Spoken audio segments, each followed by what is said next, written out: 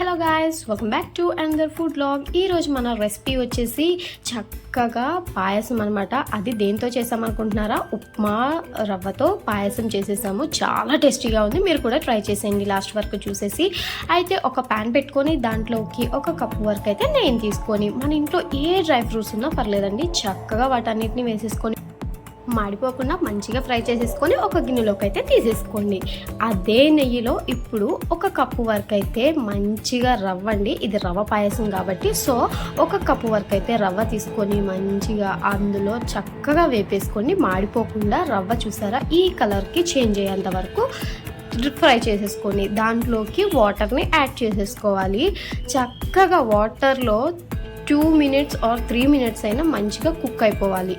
ఈ విధంగా చక్కగా ఉండలు లేకుండా మంచిగా కలుపుకొని సిమ్లో కలుపుకొని మంచిగా ఒక 2 minutes వరకు అయితే చక్కగా ఈ రవ్వను మొత్తం కలుపుతూ ఈ విధంగా అయితే కుక్ చేసుకొని, అయితే కాచిన పాలండి ఇవి, ఒక లీటర్ వరకు అయితే మీరు ఎంత క్వాంటిటీ తీసుకుంటారో దాని ప్రకారం అయితే మిల్క్ని అయితే యాడ్ చేసేసుకోవాలి. చక్కగా ఆ మిల్క్ అయితే పోసేసుకొని ఉండల్లా కడతా ఉంటాయి, సో అవి లేకుండా అలాగా చక్కగా చిదిమేస్తూ ఈ పాయసాన్ని అయితే ప్రిపేర్ చేసేసుకోవడమే. చక్కగా చూసారా ఈ విధంగా గడ్డలు కట్టకుండా వాటిని చిదుముతూ ఉండాలి. ఇవి చిక్కబడిపోకుండా చక్కగా వాటిని కలుపుకుంటూ దీంట్లోకి అయితే షుగర్ని యాడ్ చేసేసుకోవాలి. మా టేస్ట్కు తగ్గట్టు అయితే మేము కప్పున్నర వరకు షుగర్ని అయితే యాడ్ చేసుకున్నాం. ఎక్కువ షుగర్ తినేవాళ్ళు చక్కగా మీకు నచ్చిన విధంగా ఈ షుగర్ని అయితే మన ఇష్టం ఎంతైనా యాడ్ చేసుకోవచ్చు.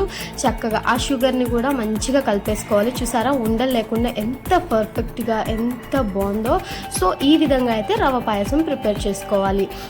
దీంట్లోకి కొద్దిగంతా కుంకుమ పువ్వుని యాడ్ చేసుకోండి. మీ ఇష్టం, మీ దగ్గర ఉంటే వేసుకోవచ్చు, లేకపోతే దీన్ని స్కిప్ చేసేయచ్చు. కాకపోతే వేసుకుంటే చాలా బాగుంటుంది.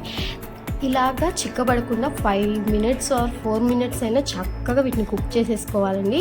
దాని తర్వాత మనం ముందుగా వేపెట్టుకున్న డ్రై ఫ్రూట్స్ ఉన్నాయి కదా, అవి దాంట్లోకి వేసేసుకొని అవంతా చక్కగా కలిపేసుకోవాలి. అంతే అండి, సింపుల్గా అయితే రెసిపీ అయితే ఫినిష్ అయిపోతుంది. చూసారా ఇలాగా ఎంత బాగుందో. ఎప్పుడు సేమియా పాయసం అండ్ రైస్తోనైనా ఇలా కూడా డిఫరెంట్గా ట్రై చేయండి. నిజంగా చాలా బాగుంది. మీ పిల్లలు కూడా చాలా బాగా ఎంజాయ్ చేస్తారు. వేడిగా అలా సర్వ్ చేసుకొని తింటుంటే అసలు ఒక కప్ తింటే కడుపు నిండిపోయింది నిజంగా. ఉప్మా తినని వాళ్ళకి ఇలా చేసి పెడితే బాగా తింటారు. ఆ వీడియో నచ్చితే లైక్ చేయండి, షేర్ చేయండి, సబ్స్క్రైబ్ చేయండి. Thank you for